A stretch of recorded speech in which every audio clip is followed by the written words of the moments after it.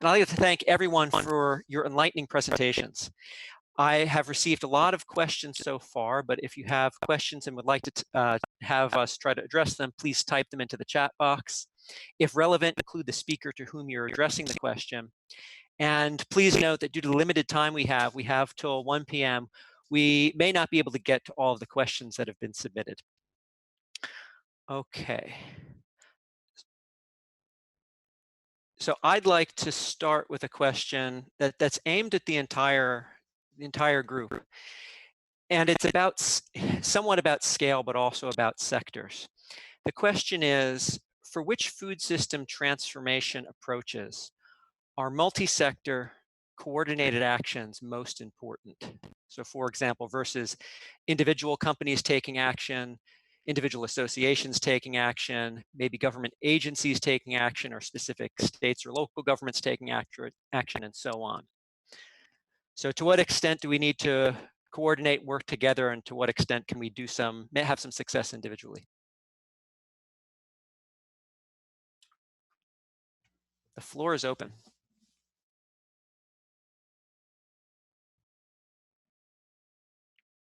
I can address this maybe a little bit. So in my presentation, as you all saw, I want to show that it's really, we should do both. We should really do individual companies as well as coalitions. You know, individual companies, I agree with Catherine. You know, we have a specific footprint. So just to be very clear also on the footprint, the 60,000 acres I mentioned, that's a pilot program. Roughly the Danone North America milk production, the milk usage corresponds to about 300,000 acres. It's still very small. I'm not trying to say that we have a huge footprint, but it's much bigger than the 60K. But so we can do something. We're trying with the pilot program to try things at 60K. We're going to grow. But yes, we need to do coalitions, and that's OP2B, for example, One Planet Business for Biodiversity. That's a footprint, dollar value, as I said, $500 billion, and that's starting to mean something.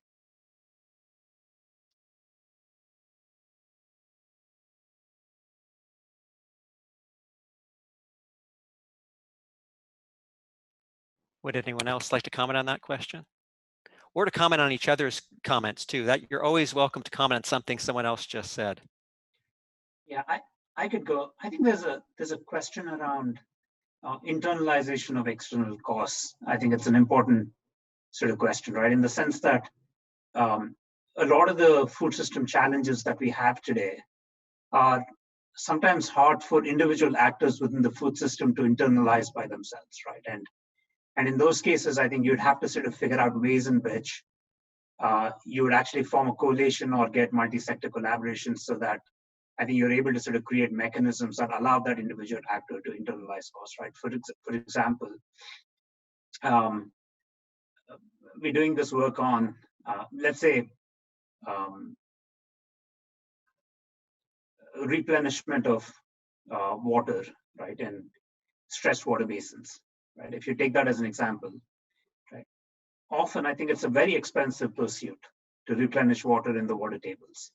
And often I think people that are drawing water actually cannot actually replenish water tables without really hurting the underlying economics of the business model, right, in most cases, right? And often then it sort of leads to the question saying that how do you therefore solve this problem? Would you rely on the individual actors that are drawing water to solve this, right? Because they don't have a way to internalize these external costs. Then you would say that let's create mechanisms where I either price water, right, which I think then would force the companies that are drawing water to start internalizing some of those. And you would say that how do I therefore work on this so that I'm net reducing my water footprint, right? So I think the policy interventions become important, right, in those cases. But for instance, in regenerative agriculture, we actually found, I mean, recently we did a piece of research which looked at about 25 practices that could reduce carbon footprint from agriculture.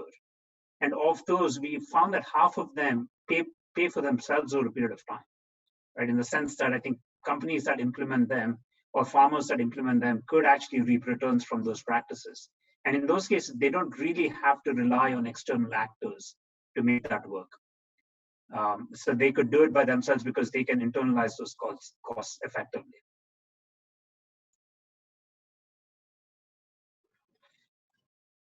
Yeah, I'll jump in. Two things. I totally agree with both of the previous two speakers. And there are cases where things under the category of soil health measures or regenerative health do have positive returns to growers, and that's fantastic. That markets work there. That's when we want let the market go. The issue is, at least in some cases, an important case I think I shared, I hope I convinced you, they're simply far from enough. And those additional costs needed to really achieve the reductions that are being discussed cannot be internalized by the individual farmer, grower, unless everybody is required to adopt these costly changes. If everybody is required, everybody's costs go up and market prices increase. Those prices get passed on down. And so I think it's a great point, an important distinction between those things which are profitable internally and those which simply are not. The other, just to go back to the original question, I think there's a lot of opportunity for states to build coalitions. A really interesting example we can see from greenhouses. The Northeast of the United States has RGGI, the Regional Greenhouse Gas Initiative, where 10 or 15 states got together and set up their own carbon market and imposed their own set of requirements. It's not as good as the national market because there's problems with leakage outside, but they decided it was better than nothing. And certainly things like in the Midwest, if the states chose to, they could band together and agree to make state requirements and state regulations. So there's a lot of opportunity, I think, for coalitions, both by private sector, which is what our previous mentioned, but also by government entities and NGOs. There's one other point that I would make, which is often I think one of the other pieces of work that we did is, I think in places where sometimes there are no markets, right? In some cases, it's because I think it's an internalization issue and there are no economics. In other cases, it is issues where there are asymmetries in, I think, how different players in the market are actually looking at their own incentives, right? I think people are essentially one person cannot solve the problem. You actually have multiple people to do things simultaneously to solve the problem. Where the economics for each one of them might make sense, but you don't know if that other actor would actually work well for you to sort of work effectively, right? In those cases, I mean, these are often what we call as collective action problems. And I think in those cases, orchestration becomes really important. I think like Catherine had mentioned, who's the orchestrator that's able to bring these actors together and solve those? Where in those cases, I think each individual actor might still have the incentive to do it, but their incentives, I mean, sometimes you could have competing interests of people that are operating in a particular cluster. So sometimes I think bringing a facilitator and forming a coalition, even though you're not sharing incentives, right, is actually a helpful way to sort of think about this.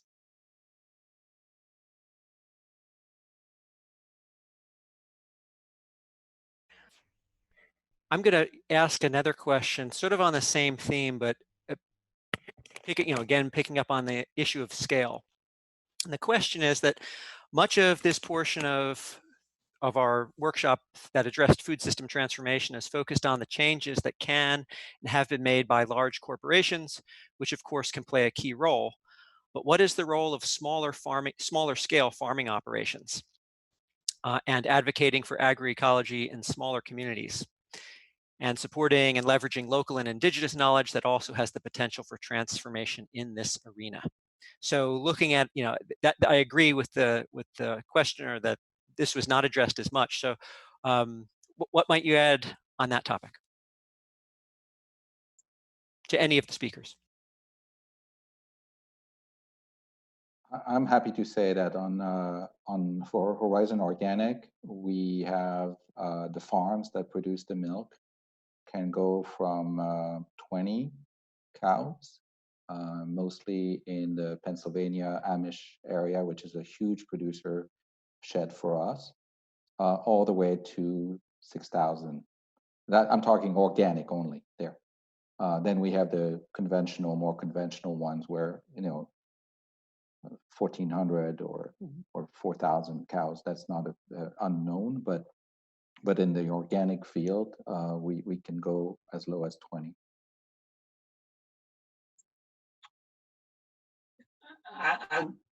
I'm not academic here, but I take a slightly academic perspective. I think there are different ways in which solutions do scale, right? I think one is this notion that there's an individual firm that can actually scale effectively to solve the problem, right? By integrating pieces. That's one model.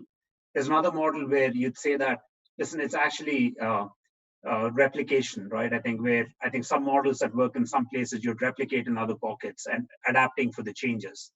The third one is what we call as, I think, almost formalizing the informal, or these are actually sort of small nuggets that are working in different pockets, each by themselves are subscale, but I think collectively they have a scale impact, right? So I do sort of think that all the three are actually plausible archetypes and they apply in different settings, right? I think the question is, for instance, if there are, I think like in this case, we're talking about a small farming operation where the agroecological conditions, the economics of what they're growing and the environment in which they operate, if it's very unique, then you can't actually necessarily, and if you have these multiple entities sitting in different pockets, it's really hard sometimes to construct a model that could work for everyone. So in those cases, you need to think about how do you actually make these individual operations actually work by themselves, and each of them would get a sufficient level of scale in the ecosystem that they're operating in and work through it. And each of these pathways have very different implications for the roles that policymakers should play, right? How do you sort of think about financing some of those? What types of assistance is required, right? Because I think obviously there are some pros and cons, right? The single enterprise model just gets the scale of investment question. I think there's a lot of capacity that goes with it, right? Versus I think in places where you're using a lot of these small aggregation units to collectively work together, you have different sorts of challenges like, how do you sort of actually transfer knowledge? How do you make sure that some standardized practices are being adopted by everyone? So that's how we tend to look at it.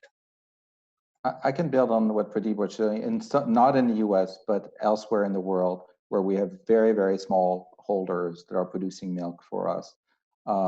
We actually have started organizing them in cooperatives.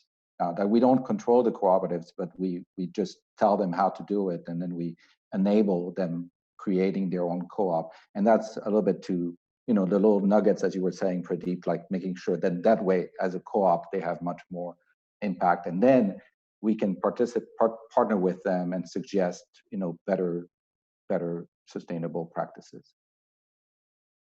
And I think building on the concept of resilience, right? We're talking about by keeping the small shareholders, the farmers, able to conduct what they need to do the business that they need to do without being forced to scale, also gives them the capacity internally to be more resilient when there's a crisis at scale, without bringing it in a trickle-down effect to the smaller farmers, which is something to consider as we're all, again, in this pause right now. Resilience is a factor in asking the question, why are we asking our small shareholders to scale? Do they need to? Do we actually benefit more by keeping their operations small and nimble and responsive, and in many cases, culturally appropriate?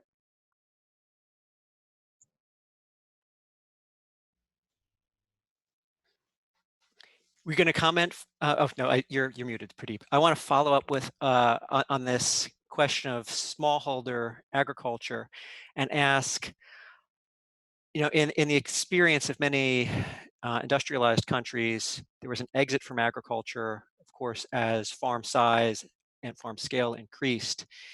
In many countries of the world, there are still many smallholder farms, but at what point is there a need to consider if farm scale is increasing to stay viable, what else can farms do to be resilient, even if that's a transition out of agriculture? How does that fit into this larger conversation? And I ask this in part because Yesterday in the talk on vulnerabilities, it was emphasized that socioeconomic factors and vulnerabilities are really important and often underappreciated in transformation strategies. So how might we address that problem and foresee it happening on the horizon? Chris, to make sure we understood the problem, is the question around how do you sort of navigate transformations in the context of a fragmented environment of growers? Is that a... I'll ask it more directly. What do we do about if scale pushes some people out of agriculture? What do they do instead? And how do we ensure that that it isn't smallholder agriculture that tends to be the loser in this situation if what we're trying to do is address productivity, environment, and health? How else can their welfare be ensured? Let me chime in. And I want to be very clear, I'm talking about that 57% of land in the US, that big swath of corn, soybean land. It's very different than smallholder farmers in Africa. Okay, so let's be very careful to understand what we're talking about. That land area is already large, totally dominated by large scale production. It is, in a sense, very resilient. There's different definitions of resilient, of course. All farmers that want it have crop insurance that is heavily subsidized by the US taxpayer. The trade war that we've recently seen resulted in what's been referred to as Trump money, where some 37 billion US dollars from taxpayers was paid to that group of people to compensate for the reductions in markets. They have private insurance. They have invested intensively in improved drainage systems to adapt to climate change, and they will continue to do that. The profit numbers, Economic Research Service puts together data on a regular basis. The average returns are like or above median income in the United States. Many farms already have very large off-farm work sources of income. The scale of farming that we see in that region and the large equipment and so on that's used, this is not 1920s small scale. This is a completely different thing. And so when you're thinking about that group, which is a very large environmental footprint, those issues are really very different. There are a lot less farmers, but all the same farmland is being farmed. Okay, so we aren't in any risk that that land is not going to be farmed. It's farmed by a little bit fewer people.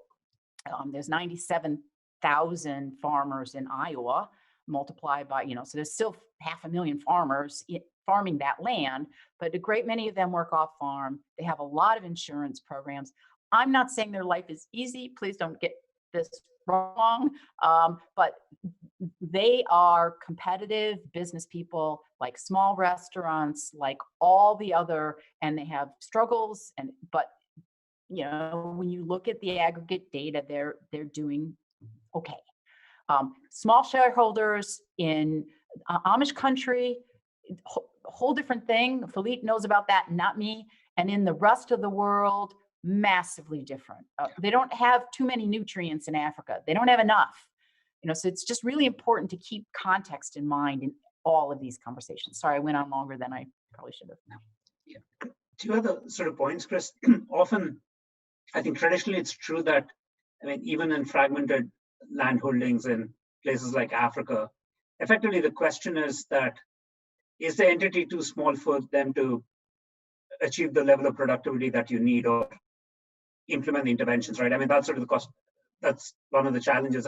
I do think that one of the considerations is, I think their technology is now enabling, ways in which you could still drive productivity improvements in smallholder settings without really having to consolidate those, right? And the reason I'm sort of pointing that is that I think when people sometimes sort of think about agricultural transformations in emerging markets, I think there's a point of view that says that you should be able to aggregate, otherwise there's no way that the productivity is actually going to increase, right? Or you can't actually solve a lot of these problems. But I think that's actually changing with just means of how you could reach people at lower costs and provide services at lower costs by using technology. So therefore, the transition, I think, while it may be important, I just think that there's an acknowledgement that, I mean, not everything will be solved by some level of aggregation. I think technology provides it. I think the second one is that this is a broader economic development problem that countries face about. So often it's, I think, if you take a purely food system lens, then you'd start thinking about what should they do. But often I think countries that are looking at this obviously think about how do you sort of scale jobs in the other part of the sector, economy, right? And I mean, we are seeing that, for instance, we published something as McKinsey a couple of years ago on outperformers in emerging markets. And we found that countries that, I think a number of countries actually are able to get into manufacturing and services faster in emerging markets than the curve that the developed markets have used. So there are ways in which I think you could create employment for some of these people and create ways in which they could economically engage them. And that's a whole other conversation and probably not pertinent to the food system itself, right? So.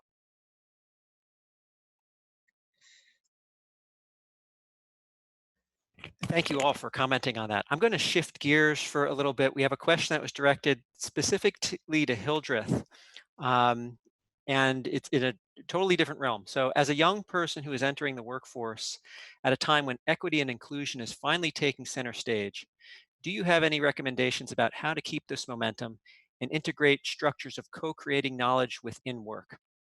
Specifically within agriculture and environmental work, there's a sense of urgency that obfuscates inclusion and co-learning because of the initial time investment. How do you counter this? That's a good question. And I'm not going to have all of the answers. I'm not going to pretend to.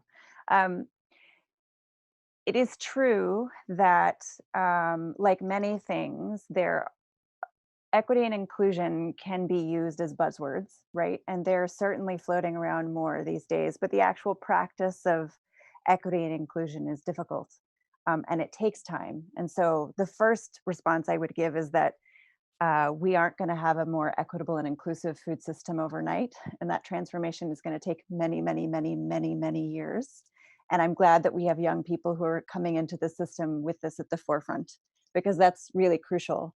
And this goes back to that design principle that I put out, that doesn't really need much explaining, which is who's not at the table. And by simply starting with that question in any process, even if it is what you think is small and it's a design decision that may not be scalable and is going to have a small impact, the aggregate of that impact is what I think is going to end up being 50 years from now something that we will see. So that would be my first attempt at responding to that. I think it's also important to ask, as we're talking about transformation of the system, not only who's involved, but why are they left out in the first place? In conversations across the supply chain, are we asking, for example, small shareholder farmers to scale because that's what the equipment is designed for and they can't be competitive? Are we asking consumers to bear the burden of behavior change by eating more plant-based diets because at this point we are driven economically to produce more food than we need in some parts of the world? There are lots of parts, I think, along the food supply chain that need inclusion to be a main factor, but I think that starts with not only who's not at the table, it also comes with answering the question, why aren't they at the table?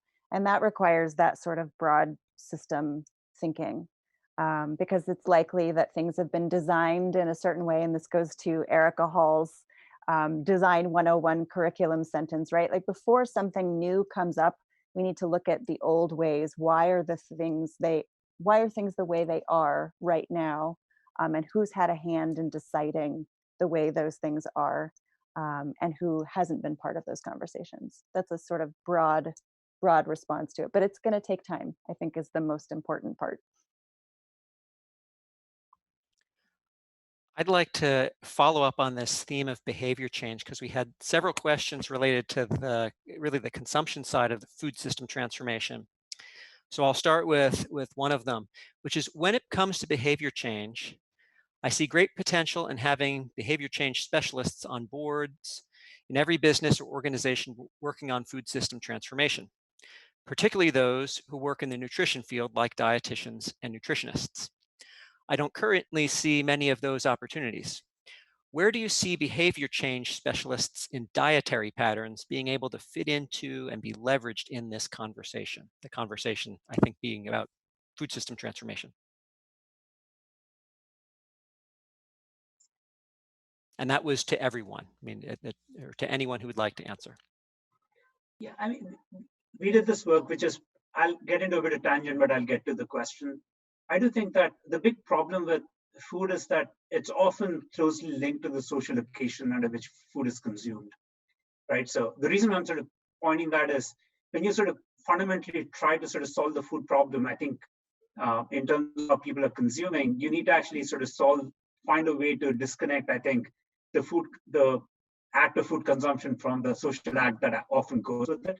And I think that's been the perennial challenge. And I think, therefore, yes, and a lot of times I think when I go out to eat, right, I have no control over what I eat because I'm actually, my primary purpose for that is socialization, and I can't just get a shot of a vitamin or I mean, the nutrition that I need that could fundamentally solve this, right? So I do think there's actually a huge role for behavior change, and some of this could be enabled by, I think, a lot of technology changes that are going to happen. So I do want to acknowledge that, and there is a traditional role that I think some of the people that are engaging in things like, I mean, or have expertise in things like nutrition or dietitians actually has a role. But I want to sort of set the broader context, saying that the behavior change interventions, when you talk about food, are often sort of thought of as just giving nutrition advice.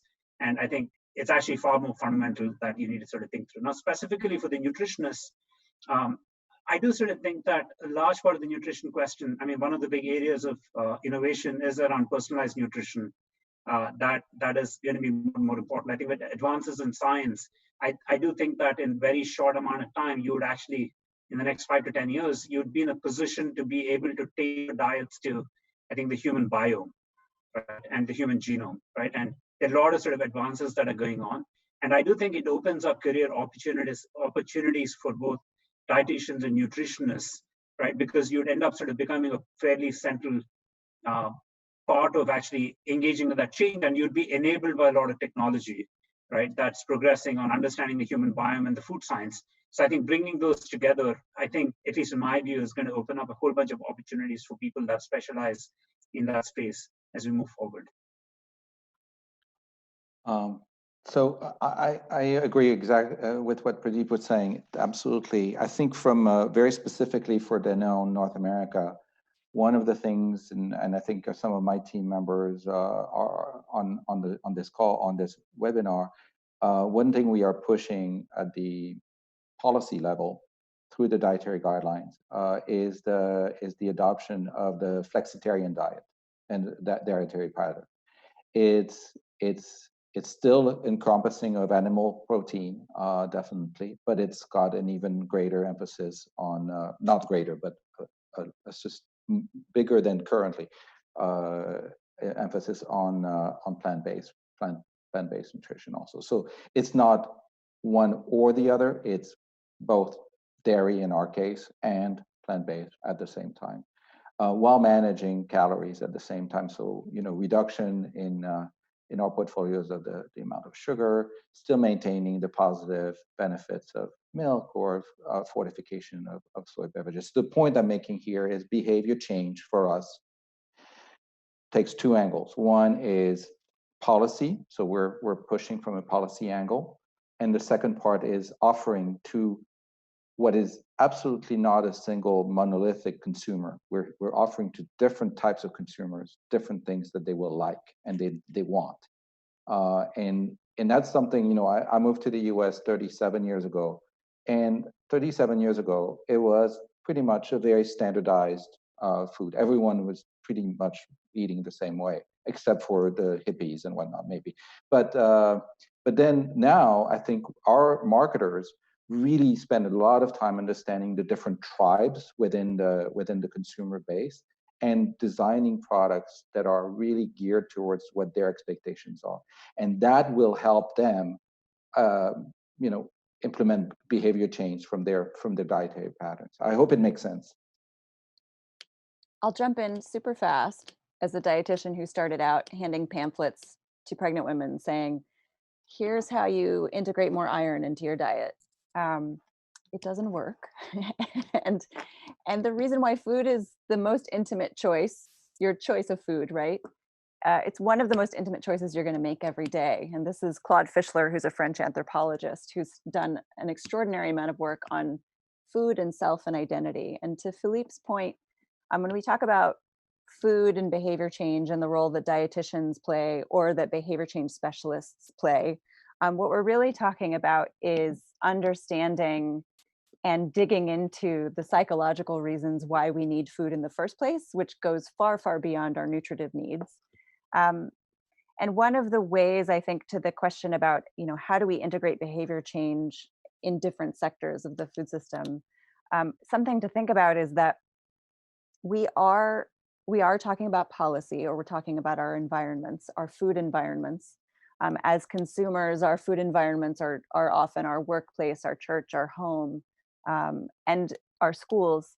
But we forget that we all sort of cycle through different food environments at any point in time. And for a behavior change specialist to really take the whole supply chain as a, as a sort of template or a tabula rasa, like a place to play, there's many opportunities for behaviors to be changed that can have small impact, but again, in the aggregate will trickle up.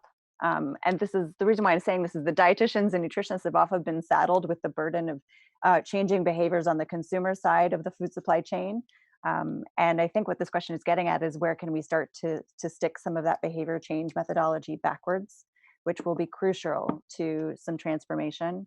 I think many, especially new dietitians, ladies and gentlemen who are coming into the system now, understand that part of their role is not, we don't hand out flyers anymore. You do have to work with the technology. You do have to identify whether or not your client identifies with a tribe, what that tribe is, and where that tribe comes from. I think that sticks for any sector along the supply chain. We all identify in a particular way. It has an impact not only on how we eat, but how we just move around in our food environments on a daily basis. So dietitians have a role to play, definitely. And I think that there's ways for behavior change to slot in each sector, moving backwards from consumers or post-consumption as a sector. We have a I'd like related. to- Oh, go ahead, Kathy. Sorry. Oh, I was just going to jump in and say this issue is one where I think the role of policy is really the information and education component.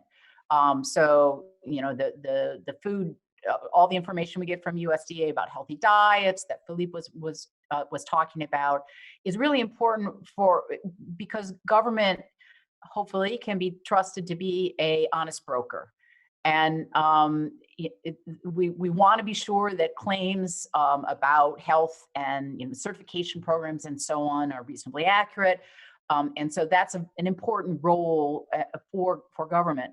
But then, as Hildreth and Philippe just talked about, there's huge roles then for private industry to take that and run. It isn't really the government's role, I would argue, to change people's behavior.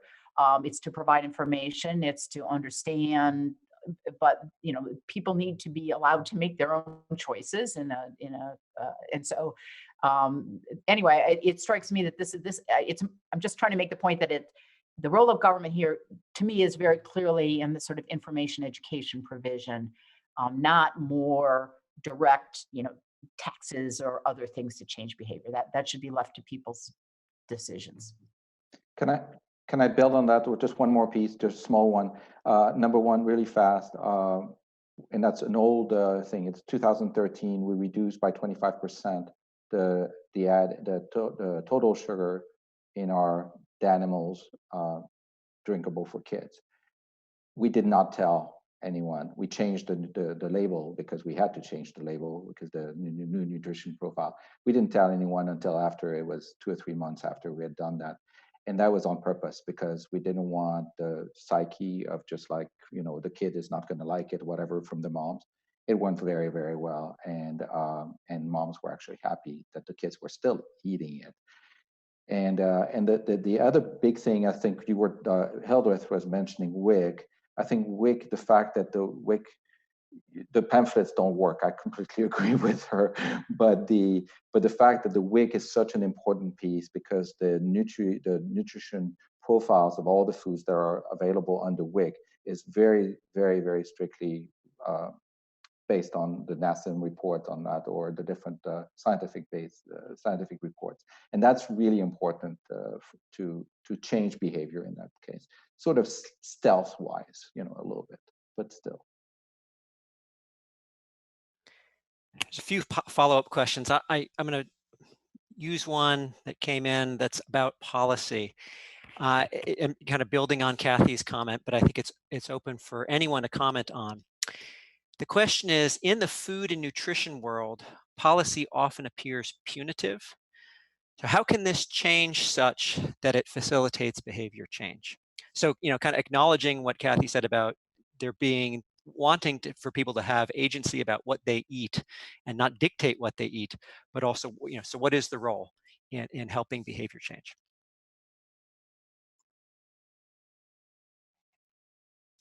And I don't know that has to be government policy. I think it could be policy more broadly defined.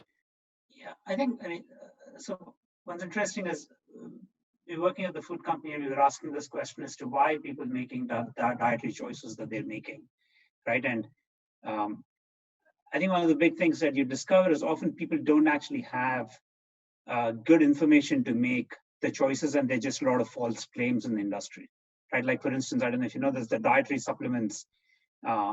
I think there's been a big role that they played communicating that this nutrition, these vitamins would actually help you and get healthy. In fact, I think if you actually carefully review all of it, a lot of that are bogus claims that don't have much of scientific validation. And in fact, I think regulators have traditionally not regulated food the same way that they've regulated pharmaceuticals, for instance, right? I think the food regulations often tend to be pretty gray.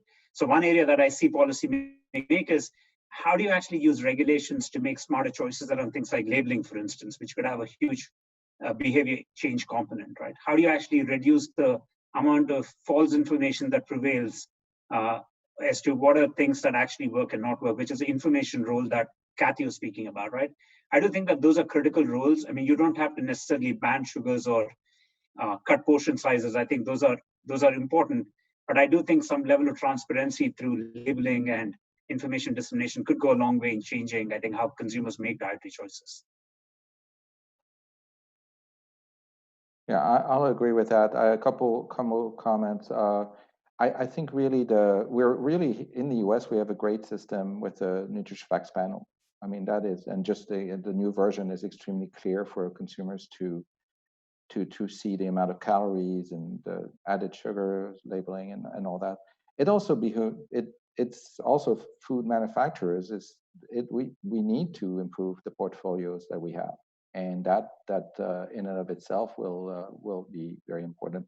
Another plug for the International Food Information Council, the 2020 Food and Health Survey. I had a couple slides from there. If you can go on their on the website foodinsight.org, International Food Information Council. You can look at the entire data set and definitely taste, price, convenience, and then sustainable. Those things are really important, but taste and price. So definitely, it's always, we want it affordable and yet good tasting and convenient. Yeah. I think it's also important to remember how much policy goes into crafting the food environments in which we're making these choices.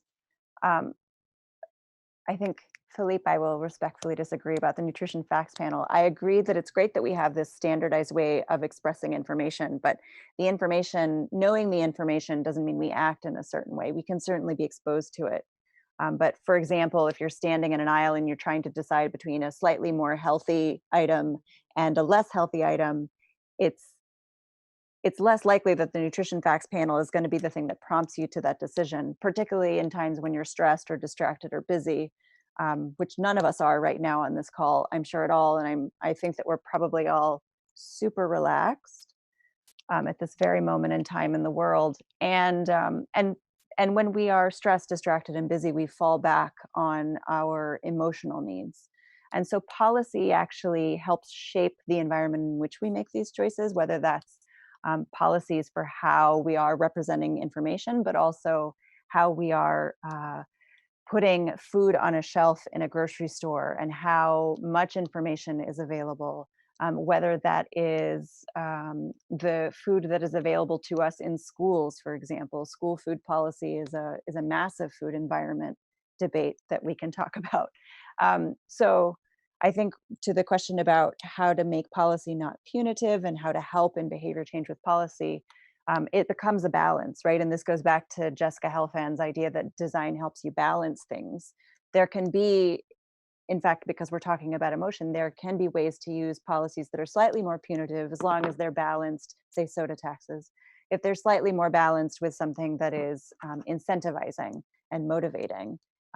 And as long as those happen in the multiple food environments in which we're making our choices, then I think policy is acting as a behavior change agent, which is important. And Hildred, maybe to add one point on this one, the punitive part, I think we don't actually might have much of a choice, right? I mean, the reason I'm saying is that today, when I spoke about the healthcare cost being borne, in the US, if you think about, I think the amount of money that governments spend on things like Medicare, often most of the diseases are chronic diseases and health actually has a significant role to play, right? So what I'm saying is eventually, I think when you view it as primarily influencing people's choices, often people's choices are affecting, I think, ways in which I think it creates costs on the society. So, I mean, I don't by necessarily mean that punitive ways is the only way. I think the balance is important, but sometimes I think you need to actually have mechanisms where you're penalizing people for behaving in ways that's going to cause costs on the society at large, right? And governments are sort of bearing a lot of those costs in the US through things like Medicare. So, I mean, one of the hypotheses that we have is that the healthcare systems don't improve in the US, you actually would see governments actually linking, I think, some of the provision of healthcare to, I think, the dietary choices that people might make, because you're actually getting more and more evidence in that space right now. Pradeep, Yeah, go ahead, Kathy. Sorry. Yeah, I was just gonna jump in. I was a little struck by the word punitive because I wasn't quite sure what the context there was. But I guess soda taxes is maybe the kind of thinking. Personally, I think soda taxes make no sense whatsoever. I think people should be educated and allowed to make their choice. And when you go into, I'm all bummed out because I did a terrible job on today's webinar, and I want to go buy myself a giant soda. I know it's not healthy. I know I'm going to add more calories, but I think I should have the right to do that. That said, I don't think soda taxes are all that important either way in the food system. To me, it's really about identifying things that impose costs on others, like externalities, and addressing those. To Pradeep's point about health and health costs, that's a completely complicated and hard, but it is not like the externalities of pollution and so on. If you had a fully functioning market, and people, you would have insurance companies selling premiums cheaper for people who eat well, as indicated by their body weight, as indicated by and that would be part of that market. We don't do that. We've chosen not to. But the example you just gave, Pradeep, we could in fact do that sort of thing. The problems there are not of the fundamental externality as they are for things like carbon and water pollution. So again, we have to really understand the fundamental market incentives before we get too serious about solutions, punitive or otherwise, and then think about what's causing them and what is the role of government. You get into paternalistic behavior, and government thinks I shouldn't drink so much soda. Well, that's not my idea of what government really ought to be. But people have different attitudes and ideas about this. So, okay. It matters what the source is and why we're trying to make some sort of change. That's all I'm saying. Again.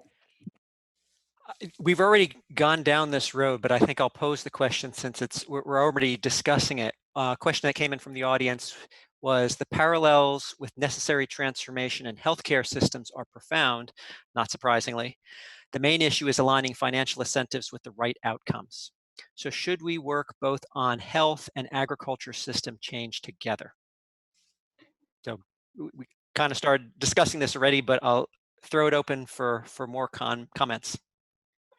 I think that we've been doing some work on this. I think one area is the integration. It depends on what level would you integrate, right? I think one area is definitely, I think, the policy area where I think sometimes when you're sort of making, I mean, as we discussed briefly, the people that are managing health systems and the managing food systems often don't talk to each other, right? Although I think they're related systems in some ways. So I think there's some level of aggregation actually helps.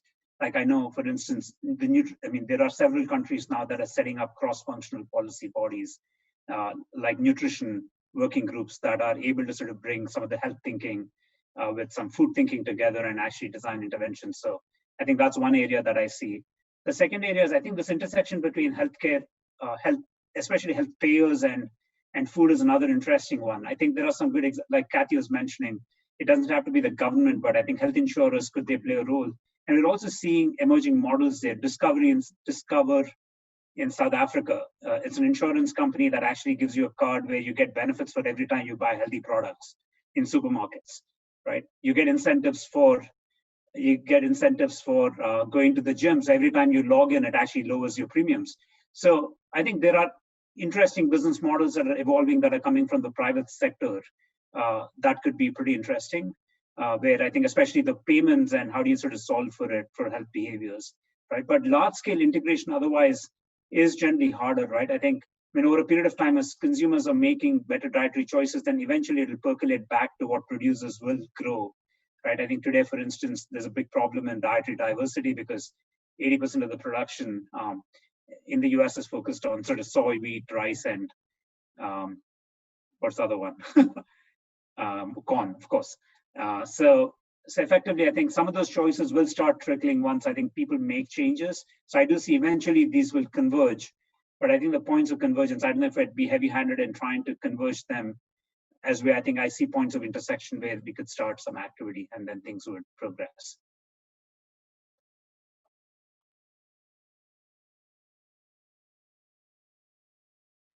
All right, we're getting close to our time, but I think we have time for one more question. And I'm going to draw on a comment that was made during one of yesterday's sessions in regards to efficiency. And this was from John Porter. He made the statement of, should we be reconsidering the definition of getting more from less to getting enough from less? And this raised the question for me, how do we define what is enough? And I'll leave this to the group to ponder, and in any dimension of the food system that we've discussed, be it health, be it environment, be it worker safety or prosperity, you name it.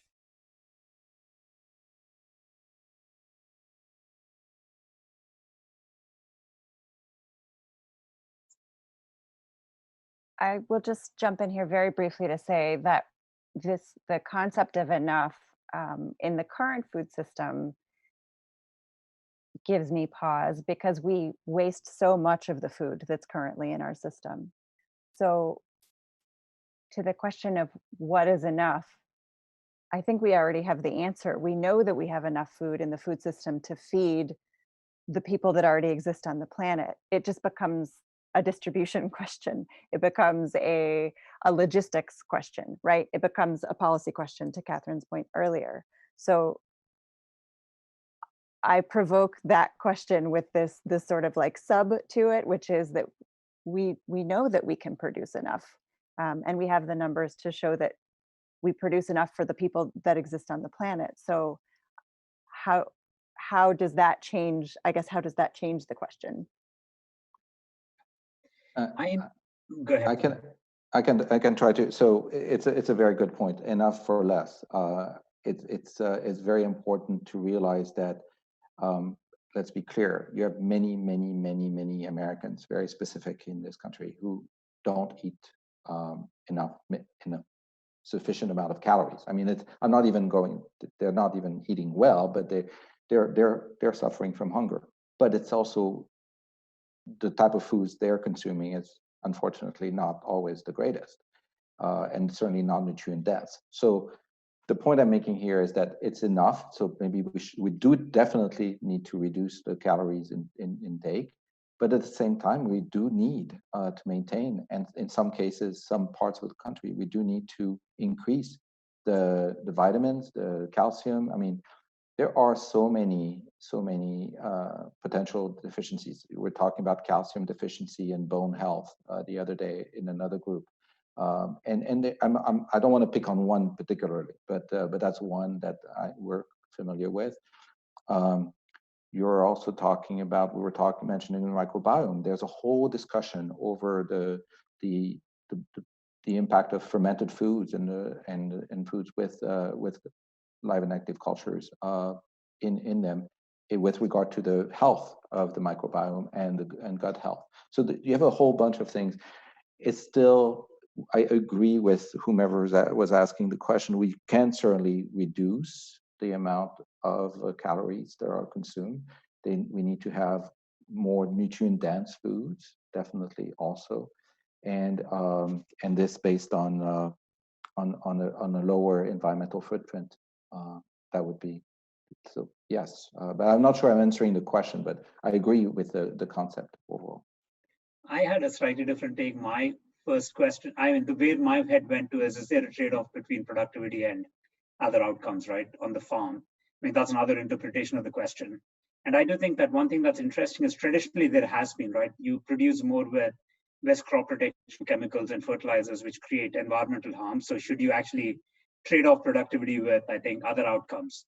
And I think maybe, but also the technological innovations that are actually bridging that gap. Today, for instance, growing organic pieces or environmentally friendly ways actually doesn't entail a trade-off with productivity itself, right? Because science is advancing so quickly. So at least I see that, yes, I think broader outcomes are helpful, but at least on the production side, I think those trade-offs are becoming fewer and fewer. You could actually accomplish a lot holistically. I think we'll have to stop it there because we're about less than a minute from time. So I'd like to turn it over to Naomi to close our session and for any final words. Thank you very much, Chris, and everyone else. It was an exciting and thought-provoking workshop these past 2 days. So I'd like to thank again all of the presenters and attendees for participating in this workshop these past 2 days, and especially a thank you to the Planning Committee for putting the program together. As a reminder, both days of the virtual workshop were recorded, and the presentations and videos will be posted on the Food Forum webpage in about 1 to 2 weeks. Please stay tuned also for the 2 publications that will come out from this workshop: a brief proceedings in the fall and a full written proceedings in early 2021. So again, thank you all, and we hope to see you at the next Food Forum event. And please stay well and healthy. Thank you.